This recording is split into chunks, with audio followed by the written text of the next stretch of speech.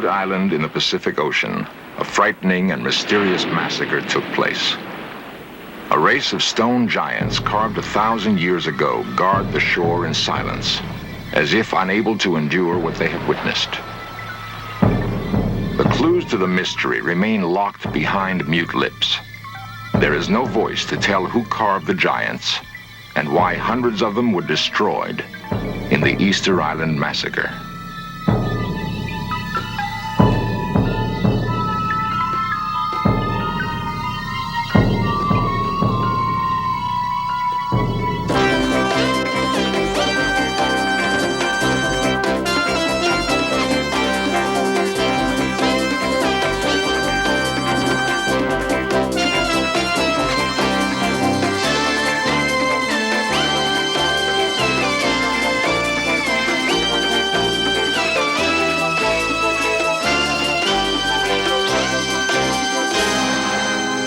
Shattered remains of the Easter Island giants defy mankind to reveal their story.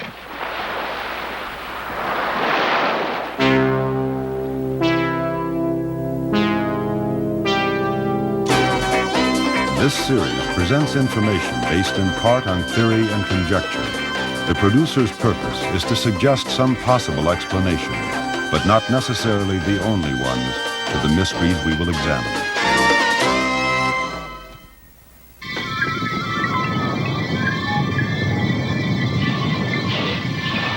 In the beginning of time, legends tell us, land and sea were at war with each other.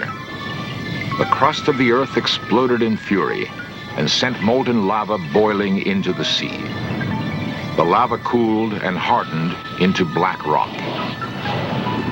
Eons ago, an island was born, forged in agony and cursed with a destiny that hangs over it to this day. It is Easter Island, a jagged speck of land on the endless seas halfway between the coast of South America and Tahiti.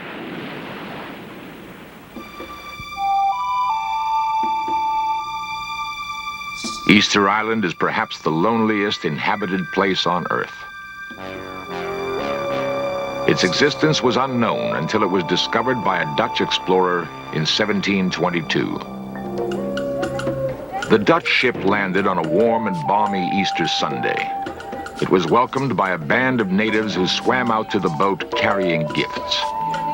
At one time, the population exceeded 10,000. But since that fateful Easter Sunday, slave raids, civil war, and a smallpox epidemic nearly decimated an entire race. Today, less than 1,000 people live in the only village, Hangaroa. The island is owned by Chile, and the official language is Spanish. But the faces of the people hold no clue to the origin of the first islanders. Over the years, the mix of Polynesian, South American, and European blood has blurred lines of ethnic purity.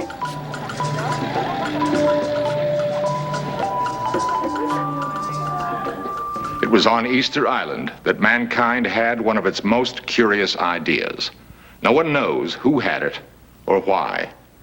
But the inhabitants of that lonely island undertook what is perhaps one of the most amazing engineering projects of ancient time. They did not build pyramids or tombs. Instead, they carved colossal stone idols in the likeness of man. The stone figures of Easter Island are so massive, their size is difficult to grasp. Standing beside them, a person becomes as small as a fly speck. Statues range between 30 to 80 tons of solid volcanic rock. A small one is equal to the weight of 1,000 men and stands as tall as a 2-story house.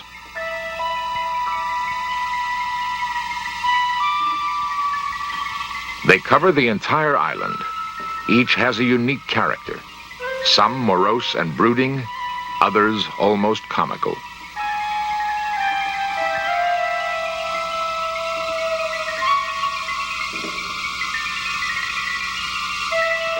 The mysteries that surround the giants begin with the question of why the islanders created so many of these enormous idols.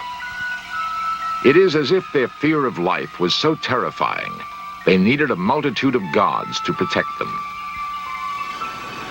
Even more mystifying is evidence that many statues appear to have been systematically massacred. Some savagely decapitated and mutilated. A ritual murder seems to have taken place. No one knows who did it or why.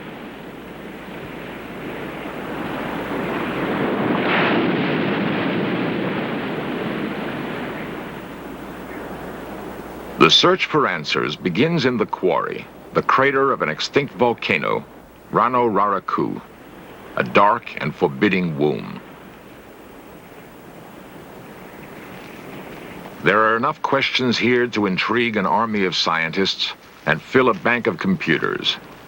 But only a handful of men have pursued the quest. Foremost in the search is Dr. Edmundo Edwards, a Chilean archaeologist who has spent the last 10 years probing the riddle of the statues. 500 years ago, the quarry rang with the blows of hammers and the rhythmic chanting of workers chipping stone.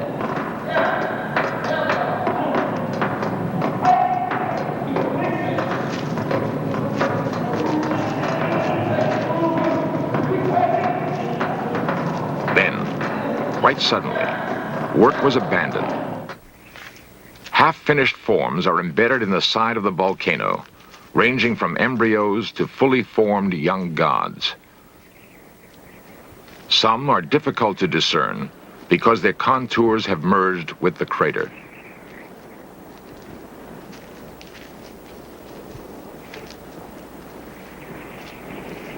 Work was stopped so suddenly that the presence of the workers can still be felt. Tools lie in their place, undisturbed for centuries. Crude basalt chisels that were used to carve the expressive faces of the stone gods. Where once the sound of 1,000 hammers filled the air, now there is not even an echo. Once finished, all that remained was to sever the umbilical cord. An elaborate pulley system lowered the statues from the mouth of the volcano down the slope. Here, the monoliths were free to begin their lumbering march to the sea.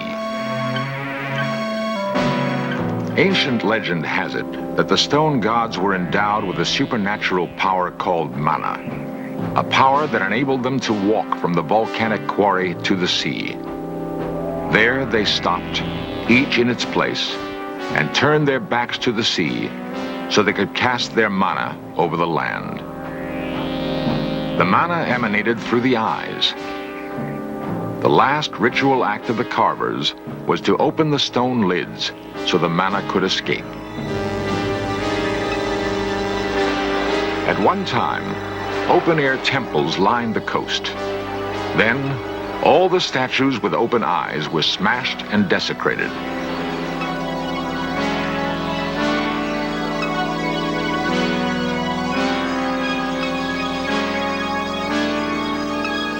The work of restoring the monoliths has only recently begun.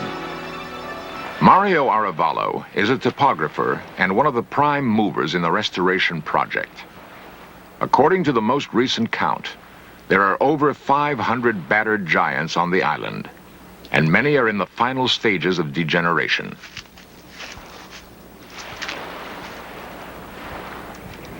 Mario and archaeologist Edmundo Edwards wage a desperate battle to stave off the effects of erosion. The work involves the painstaking process of plotting the position and alignment of each statue. So far, only 12 have been restored because there isn't enough manpower or machinery to save more. Somehow, the statues were transported across 20 miles of rough terrain to the sea. No evidence remains of how the engineering feat was accomplished.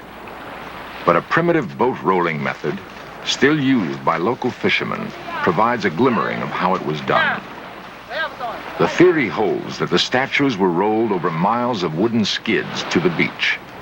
If true, this is one of the earliest uses of rollers known to man. Not even the more technologically advanced Egyptians knew of this method when they moved the giant blocks for their pyramids. How did a people, isolated by thousands of miles of endless sea, develop an advanced engineering skill?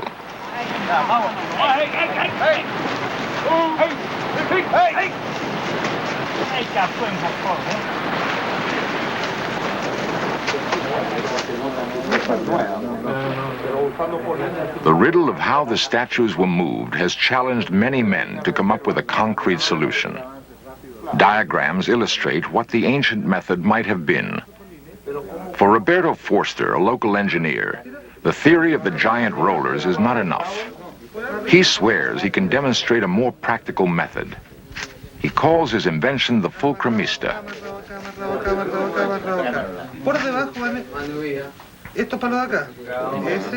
As in the seesaw, the principle of the fulcrum is to exert the greatest possible leverage in the lifting of an object.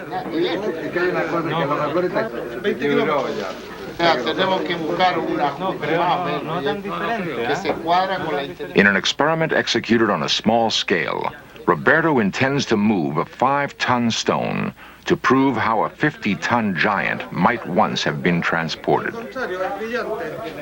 Roberto prevails on the mayor to gather a workforce for his project. He vows he will solve the ancient riddle once and for all. The mayor has doubts, but agrees. The experiment is scheduled for tomorrow morning.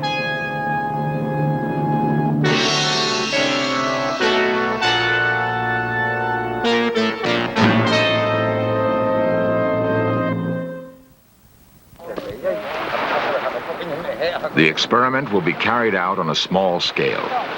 A 5-ton stone replacing the 50-odd tons of a monolith. On the appointed morning, a workforce gathers for the momentous test. Roberto's fulcrumista will either stand or fall. Edmundo, Mario, and even the mayor himself have joined in the effort to put to rest once and for all the question of how the statues were moved.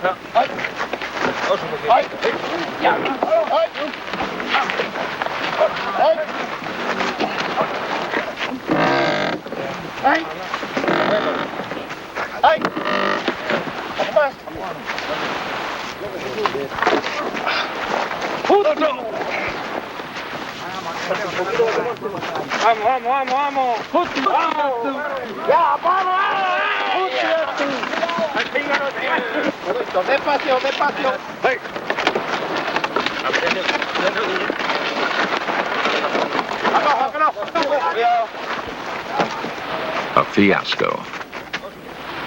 Indeed, if the attempts of modern man to solve these incredible engineering feats meet with failure, think of the ingenuity of the ancient carvers. One may well wonder if the peoples of those early times did not have gifts that have been lost to us. The secret remains locked behind stone faces. Faces that remind archaeologists of another face staring out over its mountain kingdom. The place is Tiahuanaco, Bolivia, an ancient civilization built on a bleak plateau in the Andes. Stone gods, separated by 4,000 miles and a span of at least as many years. There is no evidence that there was any contact between the two cultures. And yet, the features bear an uncanny resemblance. With what common spirit might they have been invested?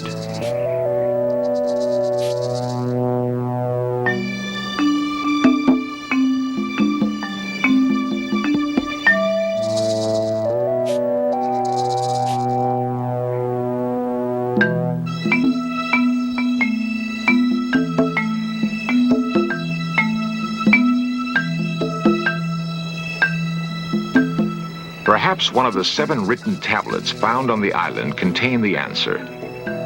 The pictographs are like those of no language known on Earth. They have not been decoded, but anthropologists believe they tell a dark and bloody tale.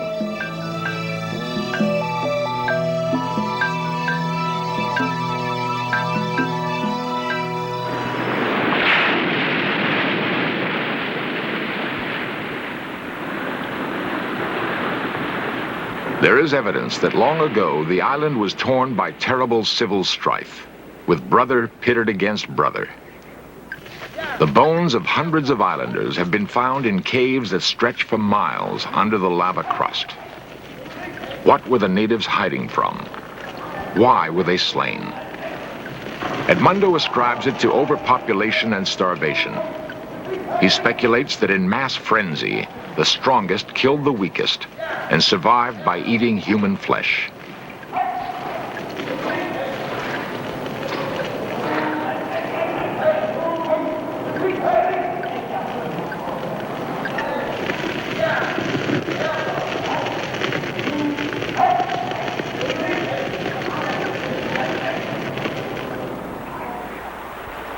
The survivors set up the worship of a new god, the Birdman, who dove on his prey from the sky. Folklore has it that on the first day of spring, the strongest men would swim through shark-endangered waters to the tiny island that lies offshore. They would search the crags for the Manotaura egg and swim back, carrying the prize in their mouths. The first man back was proclaimed king for 1 year.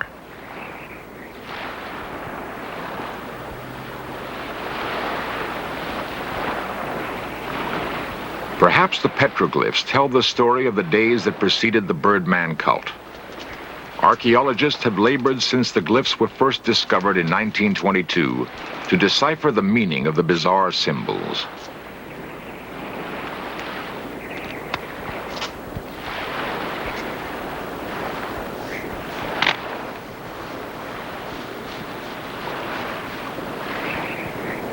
The chalk paint accentuates the designs, but cannot unlock the meaning of the curious etchings.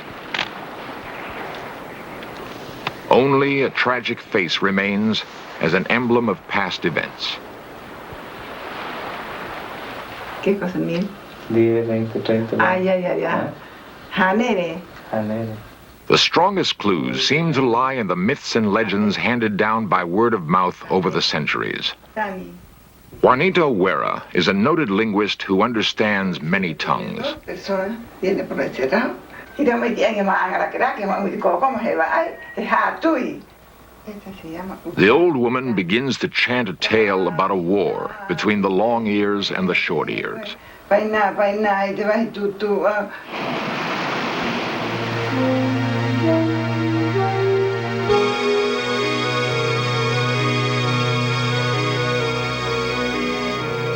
Her story bears the epic ring of heroic battles and great conquests. It sounds like a tale out of ancient Greece, a great saga in which the short ears rose from enslavement and in a battle that rumbled like the quaking of the earth, slew every man, woman, and child who had long ears.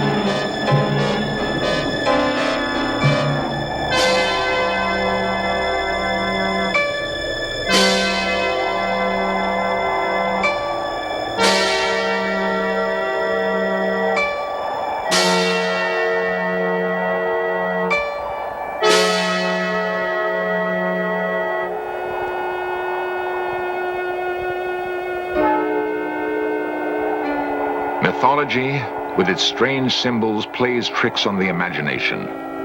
But it springs from real events that once occurred. And there is little doubt that the events on Easter Island have been bloody and tragic.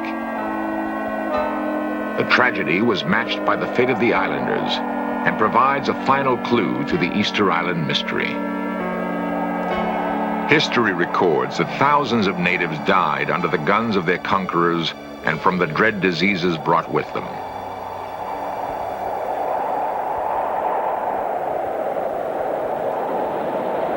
The endless waves, of course, have seen it all. They saw brave people put their hope and faith in mighty gods carved from stone, and they saw the failure of those gods to protect them. It was that failure that may have led to the massacre of the stone giants. On a remote speck of land in the South Seas, a great civilization flourished and died. The wide-scale destruction of the giants of Easter Island is symbolic of the tragic destiny of a people. It is also testament to the power of faith. A faith that motivated thousands of men to toil relentlessly on stone monoliths, and a faith so strong that when it was lost, it may have driven them to turn against their own gods with a terrible vengeance.